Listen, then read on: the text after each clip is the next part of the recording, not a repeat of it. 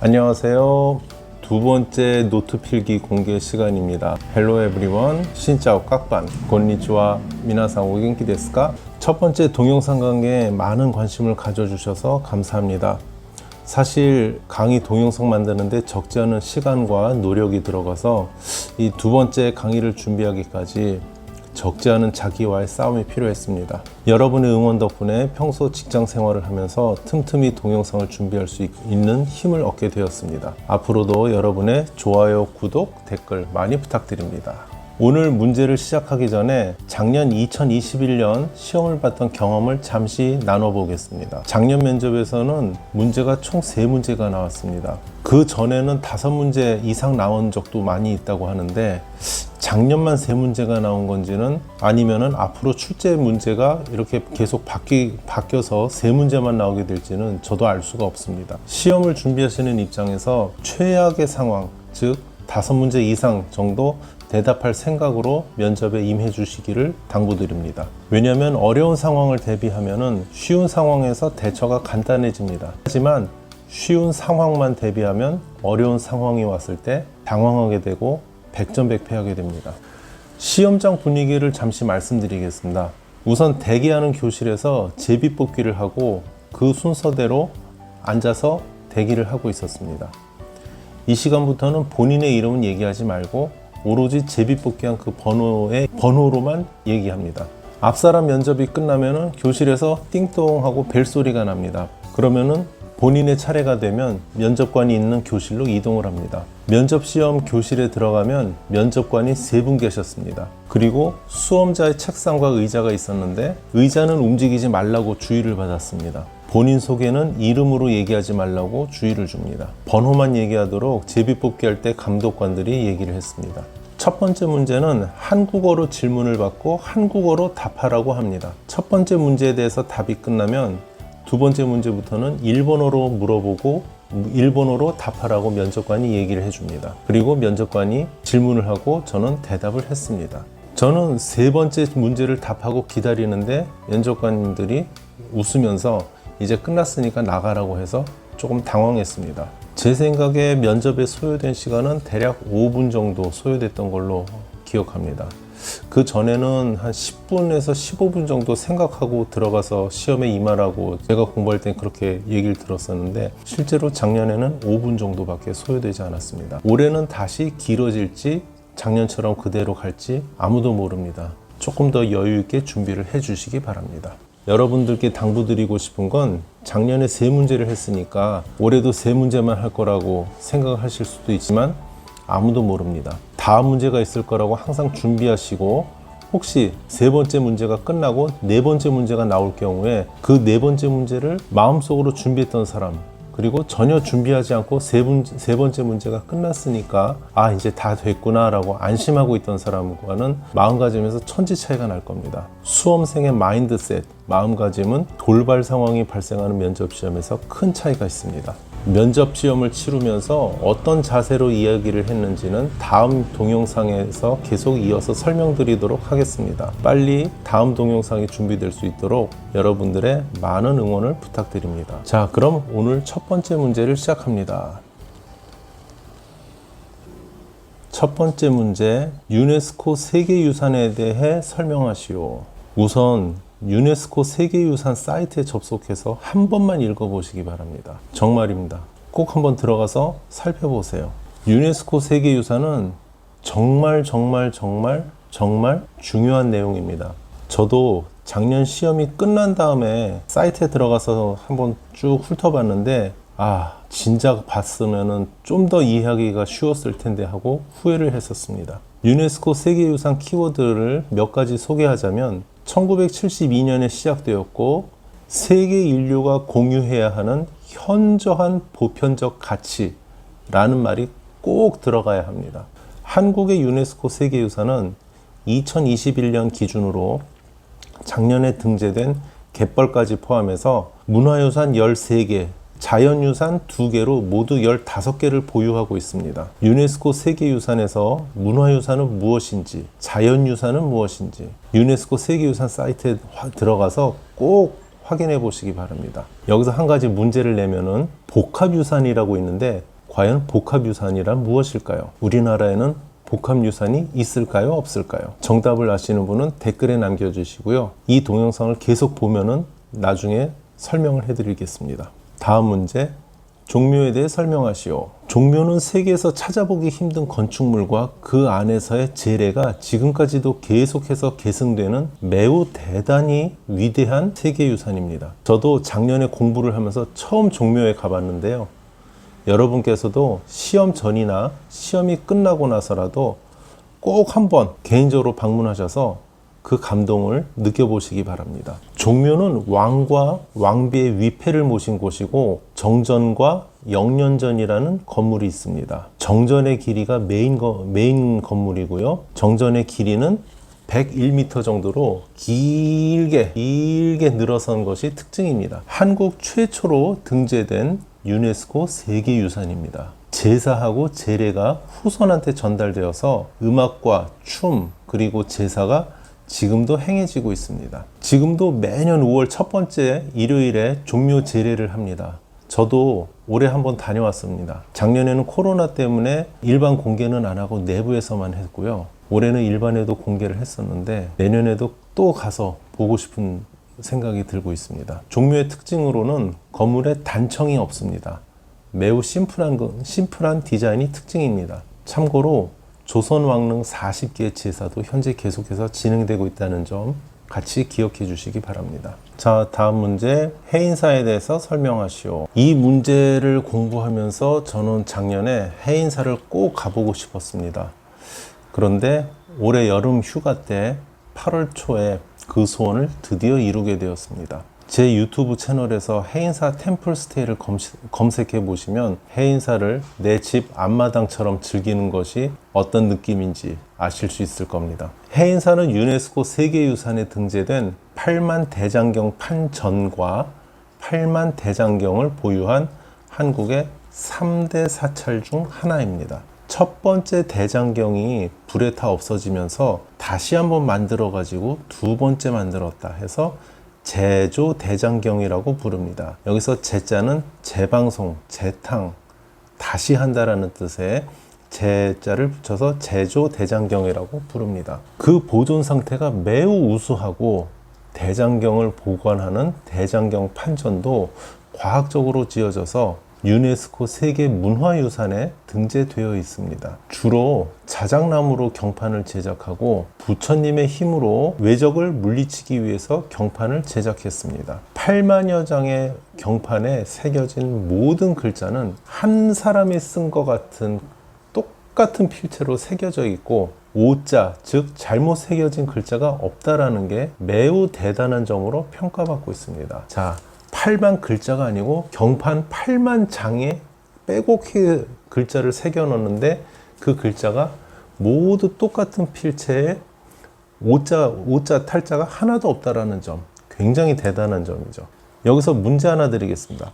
우리나라 3대 사찰 혹은 3보 사찰이라고 하는 절이 3군데가 있는데 그 중에 하나가 해인사죠. 나머지 2개의 사찰은 어디일지, 왜 3대 사찰, 3보 사찰이라고 부르는지 아시는 분들 댓글에 남겨주시기 바랍니다. 참고로 3보 사찰이라고 할 때 보는 보물, 보배롭다 할 때 보자입니다. 창덕궁에 대해서 설명하시오. 창덕궁에 대해서 설명하기 전에 여러분들께서는 조선시대 5개 궁에 대해서 꼭 아셔야 합니다. 어차피 나중에 여러분이 가이드가 되더라도 경복궁, 창덕궁, 창경궁, 덕수궁, 경희궁은 꼭 알아두시기 바랍니다. 저도 작년에 공부할 때 경복궁, 창덕궁, 창경궁, 덕수궁 헷갈렸어요. 굉장히 헷갈려가지고 한 번은 우리 창덕궁에서 모이십시다 했는데 한 명은 덕수궁 가서 기다리다가 왜 안 오냐고 연락이 온 적도 있고, 모르는 게 당연하고 헷갈릴 수 있습니다. 하지만 지금부터는 헷갈리시면 안 되고 여러분들은 가이드를 해야 되기 때문에 헷갈리지 않게 꼭 머릿속에 5개의 궁에 대해서는 기억을 해 두시기 바랍니다. 창덕궁은 2궁으로 처음 지어졌습니다. 정궁, 법궁이라고 해서 경복궁을 제일 먼저 지었죠. 경복궁을 짓고 나서 그 다음에 좀 떨어진 곳에다가 20, 이를테면 별장 같은 개념이에요. 전염병이 돌았다든지 화재가 발생했다든지 하면은 임금님이 어디론가 피난을 해 있거나 다른 데로 거처를 옮겨야 하기 때문에, 그래서 이궁의 개념, 떨어져 있는 개념으로 창덕궁을 처음 지었습니다. 그 이후에 왕궁으로 사용하다가 임진왜란 때 경복궁이 다 타버리죠. 그래서 임진왜란 이후에 창덕궁을 조금 더 손을 보고 재건축해가지고 그 이후부터는 정궁으로서 메인 궁이죠. 정궁으로 사용이 되었고, 큰 특징 중에 하나가 자연과의 조화가 매우 뛰어나고 보존 상태가 굉장히 좋습니다. 그래서 우리나라 5개 궁 가운데 유일하게 유네스코 세계유산에 등재되었습니다. 특히 조선시대의 모습 그대로 간직한 연못하고 정자가 특징인 후원, 우리 어른들은 비원이라고 하죠. 비원은 일제시대 때 만들었습니다. 지금은 쓰지 않고요. 비원이 아니고 후원이라고 하셔야 됩니다. 아름다운 후원이 함께 붙어 있는 게 특징입니다. 창덕궁에서의 정전은 인정전이고, 파란 기와가 특징인 편전은 선정전입니다. 이게 무슨 뜻이냐? 정전은 궁에서 가장 중요한 건물입니다. 임금님이 정무를 보시고 외국에 사신이 오거나 국가의 커다란 행사를 할 때는 정전에서 실시를 하고요. 보통 때 그 큰 정전에서 일을 하지는 않고 보통 때의 진무를 보는 곳은 편전이라고 하고, 그리고 주무시는 곳은 침전이라고 합니다. 정전, 편전, 침전, 요거는 꼭 외워두셔야 되고요. 경복궁의 정전과 편전과 침전은 이름이 무엇인가? 마찬가지로 창덕궁, 창경궁, 덕수궁 전부 다 정전, 편전, 침전 모두 알아두시기 바랍니다. 제가 제일 좋아하는 창덕궁은 할 얘기가 참 많습니다. 여러분께서도 저처럼 문화해설사님의 해설을 들으며 경복궁하고 창덕궁은 시험 보시기 전에 꼭 다녀오시기를 강력하게 추천드립니다. 한번 다녀오시면 머릿속에 꼭 남아요. 그리고 자신감이 생깁니다. 자, 아까 말씀드린 대로 5대 궁의 정전, 편전, 침전, 그리고 정문, 광화문, 돈화문, 문도 다 그 궁별로 정리를 해서 외워두시기 바랍니다. 다음 문제. 조선 왕릉 40기에 대해서 설명하시오. 왕릉이 40기나 있나 봐요. 40기. 조선시대 500년간의 왕릉을 의미합니다. 유교하고 풍수에 근거해서 지어졌습니다. 현재도 보존 상태가 매우 좋을 뿐더러 지금도 제사를 지내고 있습니다. 조선 왕릉은 서울에서 40km 범위 안에 대부분이 있고, 현재 북한에 2기, 나머지 40기가 한국에 있습니다. 이 조선 왕릉도 유네스코 세계유산에 등재되어 있는 매우 귀중한 우리의 문화유산입니다. 이 정도로 설명을 하시면 될 것 같죠? 참고로 북한은 2기가 있다고 했는데 서울에서 가까운 개성에 있고요. 서울 한양 도성을 중심으로 4km 밖에서부터 40km 안에 왕릉을 쓰도록 되어 있습니다. 왕릉에는 왕만 있는 게 아니고 왕과 왕비가 함께 모셔져 있죠. 다음 문제 넘어가겠습니다. 수원 화성에 대해서 설명하시오. 수원 화성, 수원에 계시는 분들은 다 아실 거고, 정조, 이산이란 드라마를 보신 분들도 많이 아실 수 있고, 조선 말기 정조 때에 지어진 5.7km 길이의 성곽입니다. 성곽 내부에는 계획도시로 만들어진 마을이 있습니다. 건축 양식은 당시 세계 최신식의 기술이 적용되어서 중국과 서양식의 건축법을 도입했습니다. 건축에는 벽돌을 사용하고 거중기 같은 과학적인 기구를 사용해서 단기간에 건축이 가능했습니다. 여기 제가 표시를 해놨는데 단기간에 가능하다. 2년 9개월 정도 걸렸다고 합니다. 처음에 화성을 짓는데 얼마나 시간이 걸릴 것이냐 하고 정조가 물어봤더니 신하들이 아무리 빨라도 10년 정도 걸릴 것 같습니다 라고 했답니다. 그런 것을 2년 9개월 만에 단축을 했죠. 공격과 방어 시설이 함께 있는 것이 수원 화성의 특징 중 하나입니다. 당시에 정조는 이곳 화성으로 수도를 이전하려고 했는데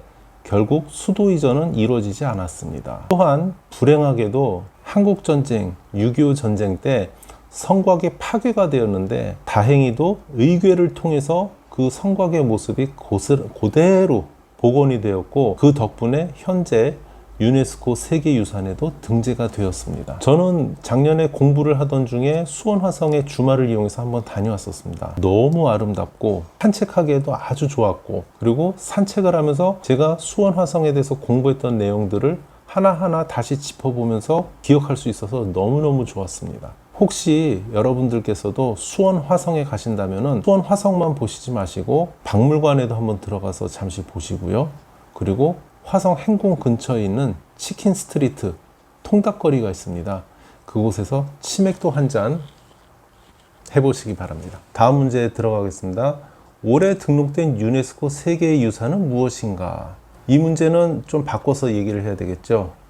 유네스코 세계유산 중에 갯벌에 대해서 설명하시오 라고도 할 수 있습니다. 작년에 새롭게 등재된 유네스코 세계유산으로 갯벌이 있는데 출제 가능성이 매우 높다고 생각해서 작년에 열심히 준비를 했었습니다. 유네스코 세계유산은 참고로 매년 10월에서 11월 사이에 발표를 하게 됩니다. 이때 새롭게 등재되는 것이 있다면 그 내용을 꼭 한번 확인해 보시기 바랍니다. 등재 대상이 자연인지 문화인지 그리고 어디에 있는지 왜 등재되는지를 꼭 알아두시고 면접에 임하시기 바랍니다. 유네스코 문화유산 5가지를 말하고 그 가운데 한 가지를 소개하시오. 제가 모의로 면접 준비를 하면서 자주 연습했던 문제 패턴입니다. 여러 가지 리스트가 있는데 그 중에 본인이 자신 있는 거 3가지 내지 5가지는 꼭 머리에 집어넣고서는 시험장에 가시기 바랍니다.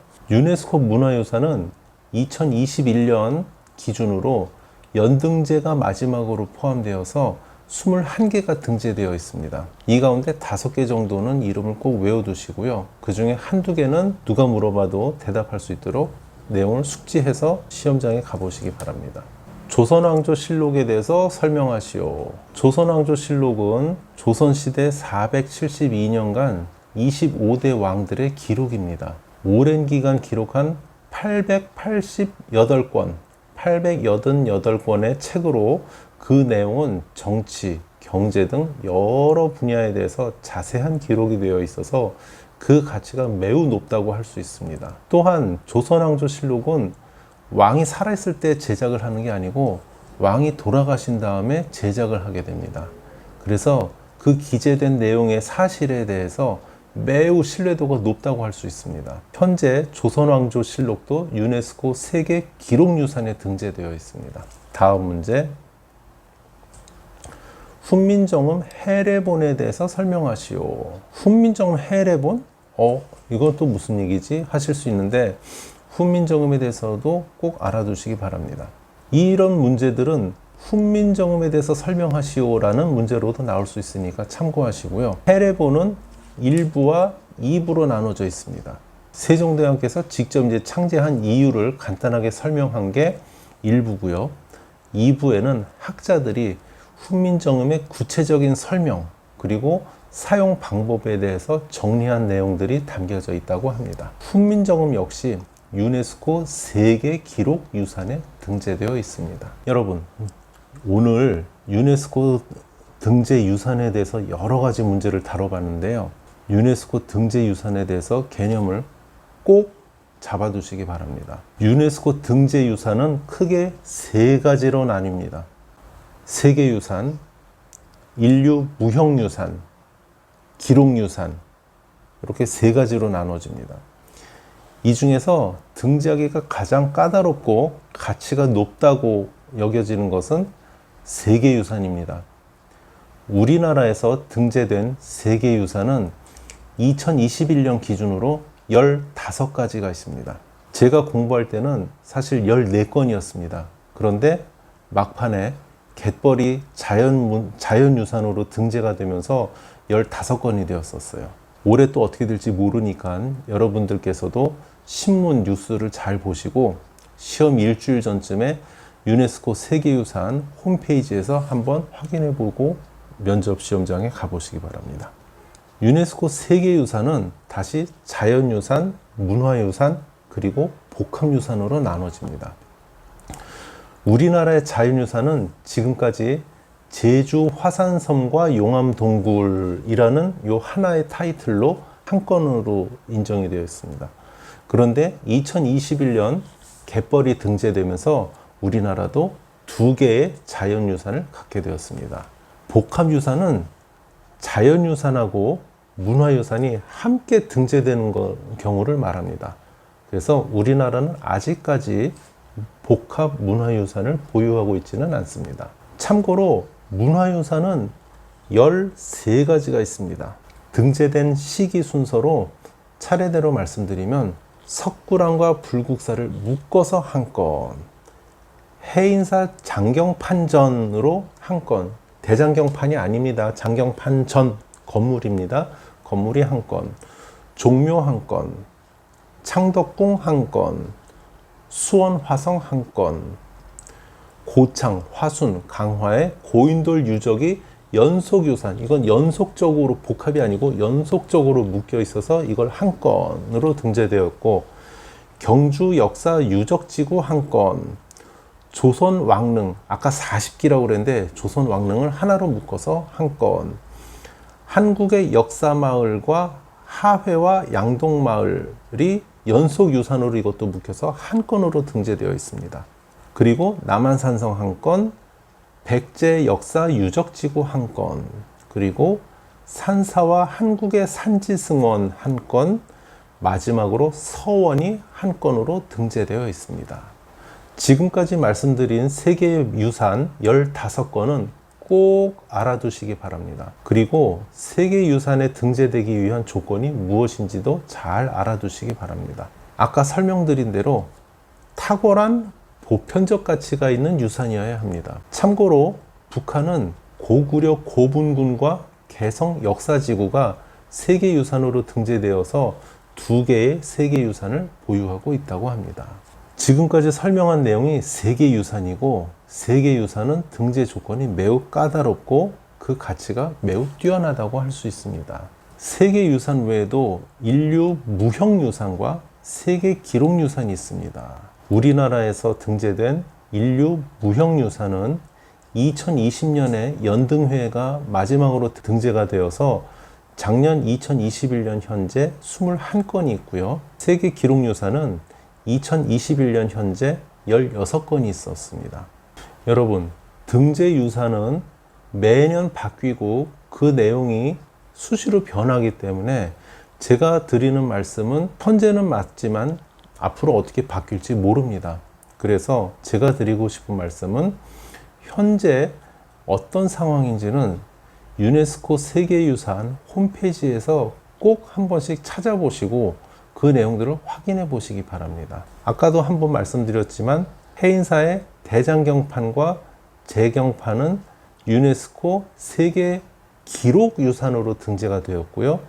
유네스코 세계유산에 등재된 것은 해인사의 장경판전, 즉 대장경판을 보관하는 전각, 건물이 등재가 되어 있는 거니까 이 기회에 착오 없도록 잘 이해해 주시기 바랍니다.